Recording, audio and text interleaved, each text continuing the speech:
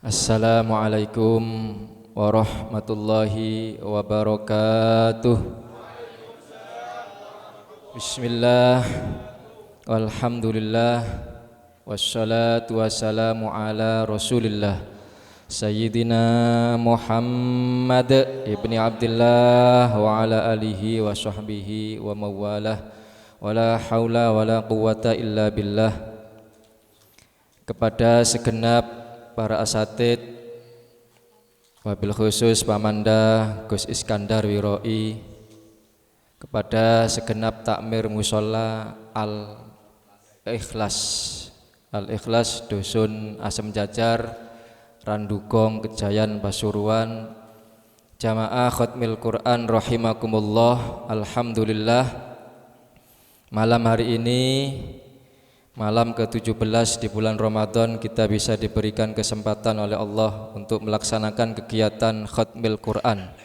Mudah-mudahan Khatmil Quran yang kita laksanakan malam hari ini, malam Nuzulul Quran, menjadi sebab turunnya rahmat dan barokah, sehingga tidaklah kita keluar dari majelis ini melainkan Allah sudah mengampuni segala dosa kita, dimaafkan segala kesalahan kita, dipanjangkan umur kita, disembuhkan segala penyakit kita, dimudahkan rizki kita, diberikan kita keselamatan dari dunia hingga akhirat. Amin amin ya rabbal alamin. Hadirin, Khatmil Quran yang kita laksanakan malam hari ini bertepatan dengan Nuzulul Quran. Sudah sangat tepat sekali Syahrul Quran kita isi dengan Khatmil Quran. Kita diperintahkan selain membaca Al-Quran, Khatmil Quran, tapi lebih dari itu kita juga diperintahkan untuk melaksanakan isi daripada Al-Quran. Di antara inti daripada kandungan Al-Quran adalah wa'bud rabbaka hatta ya'tiyakal yaqin. Sembahlah Allah hatta ya'tiyakal yaqin, sampai datang kepada kamu al-yakin ay al-maut. Kita diperintahkan untuk menyembah Allah, beramal soleh, tapi yang lebih penting dari itu adalah kita bisa meraih husnul khotimah. Amin ya rabbal. Kenapa? Karena kata Kanjeng Nabi sallallahu alaihi wasallam, innamal a'malu bil khawatim. Sesungguhnya amal manusia itu tergantung amal di penghujungnya, tergantung amal di terakhir hidupnya. Sebanyak apapun amal kita, membaca Quran setiap hari, Khatmil Quran setiap tahun, naudzubillah, kalau di penghujung hidup kita su'ul khotimah, tidak ada gunanya. Dawai Kanjeng Nabi male, inna ahadakum la ya'malu bi amali ahlil jannah. Sesungguhnya ada di antara kalian orang yang benar-benar beramal dengan amalan ahli surga. Fayasbiqu alaihil kitab, tetapi catatan yang sudah ditentukan oleh Allah menentukan lain. Fayamalu bi amali ahlin nar fayadkhuluha. Di penghujung hidupnya dia melakukan amalan ahli neraka dan masuk ke dalam neraka. Na'udzubillahi min dzalik.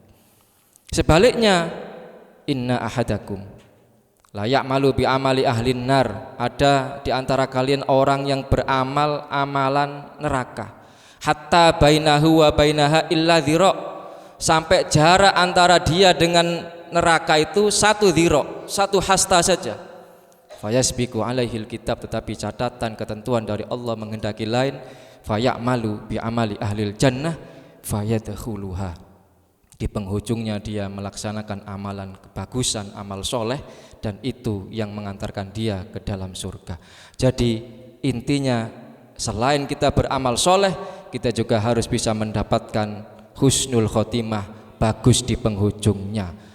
Ada satu kisah yang sama kita ketahui, Kiai Barseso. Kiai Barseso ini beramal soleh 70 tahun, wakilah 700 tahun.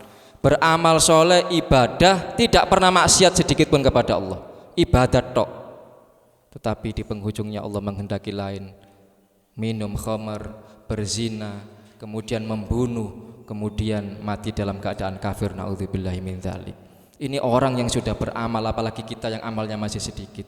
Makanya kita harus lebih berhati-hati dan lebih bersungguh-sungguh untuk mendapatkan husnul khotimah. Sebaliknya, ada orang, di dalam hadis diceritakan oleh Kanjeng Nabi, ada seorang wanita pelacur, pezina. Hidupnya penuh dengan kemaksiatan. Tetapi di penghujung akhir hidupnya, karena dia ada rasa kasihan kepada anjing, makhluknya Allah yang kita anggap hina, kehausan, kemudian dia mengambilkan air, memberikan air kepada makhluknya Allah karena belas kasihan. Karena itu dosanya diampuni, mati dalam keadaan husnul khotimah. Itu memberikan air kepada anjing, apalagi memberikan air kepada jamaah khatmil Quran. Insyaallah mudah-mudahan kita semuanya diberikan husnul khotimah. Hadirin sekalian, bapak-bapak dan ibu-ibu jamaah khatmil Quran yang di belakang rahimakumullah. Ada dawuhnya Kanjeng Nabi lagi, barang siapa mangkana fi akhiri kalamihi la ilaha illallah dakhalal jannah. Siapa yang di akhir hayatnya mendekati ajalnya dia mengucapkan la ilaha illallah, dijamin masuk surga. Kemudian ada orang berpikir, kok mudah sekali masuk surga, kok cek gampang mek karo ngomong la ilaha illallah mlebu surga. Hadirin, mengucapkan la ilaha illallah di penghujung hayat itu bukan hal yang mudah. Ketika sakaratul maut itu setan di situ kesempatan terakhir menggoda manusia. Setelah itu setan tidak punya kesempatan lagi. Di situ setan muncul dalam bentuk keluarga kita, dalam bentuk orang tua kita, nenek kita, famili kita, mengajak kita kepada kekafiran.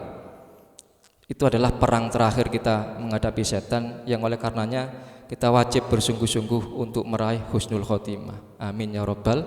Mudah-mudahan semuanya jamaah khatmil Quran oleh barokah khatmil Quran diberikan husnul khotimah. Nah, bagaimana caranya supaya kita semuanya ini bisa husnul khotimah? Sing nomor siji, kita harus mempunyai amalan meskipun sedikit tapi istiqomah. Kenapa? Karena yamutul mar'u ala ma'asyah alaih. Orang itu akan dimatikan oleh Allah tergantung dengan kebiasaan ketika dia hidup. Allahumma sholli ala Muhammad. Kalau kita punya kebiasaan sholat sunnah, insya Allah matinya adalah ketika sujud. Kalau kita punya kebiasaan baca Al-Quran istiqomah setiap saat baca Quran, insya Allah wafatnya dalam keadaan baca Al-Quran. Kalau kita punya kebiasaan silaturahmi, insya Allah wafatnya juga ketika silaturahmi. Kalau kita punya kebiasaan yang baik yang lainnya apapun, yang penting istiqomah zikir kepada Allah, insya Allah wafatnya juga dalam keadaan zikir kepada Allah. Na'udzubillah, sebaliknya kalau kita punya kebiasaan istiqomah maksiat kepada Allah sekecil apapun, tapi kalau terus menerus maksiat kepada Allah, maka matinya juga dalam keadaan maksiat. Na'udzubillahi min dzalik. Yang kedua, hadirin, agar kita bisa meraih husnul khotimah, kita harus selalu mengingat al-maut, kematian. Para ulama dengan berbagai macam cara, ada salah satu kisah seorang tabi'in, Ar-Rabi' bin Husaim. Ini seorang tabi'in yang paling zuhud di zamannya, murid dari Abdullah bin Mas'ud. Agar dia senantiasa ingat kepada kematian, di belakang rumahnya dia gali liang lahat. Setiap kali dia merasa malas untuk ibadah, setiap kali dia merasa terlena oleh kehidupan dunia, dia masuk ke dalam liang lahat itu, dia diam sebentar, dia ingat nanti pada saatnya itulah lubang terakhir yang akan dia masuki. Sehingga setiap saat itu pula dia ingat kepada kematian, dia bergegas untuk terus mengingat kepada Allah, beramal soleh. Ada lagi Sayyidina Utsman. Sayyidina Utsman ini ketika ingin mengingat mati, dia selalu pergi ke Baqi'. Baqi' itu pemakaman yang ada di sebelahnya Masjid Nabawi. Dan setiap kali menuju Baqi', lewat di pemakaman Baqi', dia selalu menangis. Beliau menangis terseduh-seduh sampai jenggotnya ini basah, Pak. Kenapa? Karena beliau ingat dawuhnya Kanjeng Nabi, kuburan itu adalah tempat persinggahan pertama kali sebelum menuju akhirat. Kalau di situ mendapatkan kenikmatan, maka di akhirat akan semakin nikmat. Sebaliknya, kalau di situ mendapatkan azab, maka azab di akhirat akan semakin pedih. Ini Sayyidina Utsman yang dijamin masuk surga masih perlu penting mengingat kematian. Hadirin sekalian rahimakumullah, yang terakhir agar kita mudah-mudahan semuanya diberikan husnul khotimah, Kanjeng Nabi mengajarkan salah satu doa, dan bukan hanya mengajarkan tapi beliau sendiri mengamalkan. Allahumma ja'al khaira umri akhirahu wa khaira amali khawatimahu wa khaira ayyami yauma alqaka fi. Ya Allah, jadikanlah khaira umri, sebaik-baik umurku ada di penghujungnya, dan jadikanlah sebaik-baik amalku ada di penghujungnya, dan jadikanlah sebaik-baik hariku adalah hari ketika bertemu menghadap kepada Engkau. Nah, ini mudah-mudahan kita bisa mengamalkan doa dari Kanjeng Nabi sehingga kita bisa meraih husnul khotimah. Hadirin, tidak ada yang tahu kapan kita akan menghadap kepada Allah. Jangan menunggu tua baru kita sadar untuk beramal soleh, karena kita tidak mesti tua. Kadang meskipun tua belum tentu juga kita diberikan kesempatan untuk ibadah. Kadang tambah tuwek nun sewu, mulai penyakit ndak kok beribadah, longgo diluk wis kemeng, rematik, kolesterol, kadar gula dan sebagainya. Makanya kematian tidak menunggu tua, maka bersegeralah untuk wasari'u ila maghfiratim irrabbikum wa jannah, bersegeralah menuju ampunan. Dan ini adalah kita berada di malam ke-17, yaitu fase yang kedua di mana Allah di malam ini menurunkan maghfirahnya, dan mudah-mudahan nanti di penghujung bulan Ramadan ini kita bisa mendapatkan itqun minan nar, dibebaskan dari api neraka. Amin amin ya rabbal alamin. Wa ma tadri nafsum madza taksibu ghada wa ma tadri nafsum bi ayyi ardin tamut. Demikian yang bisa Al-Fakir sampaikan, kurang lebihnya mohon maaf. Wa akhiran walafu minkum. Assalamualaikum warahmatullahi wabarakatuh.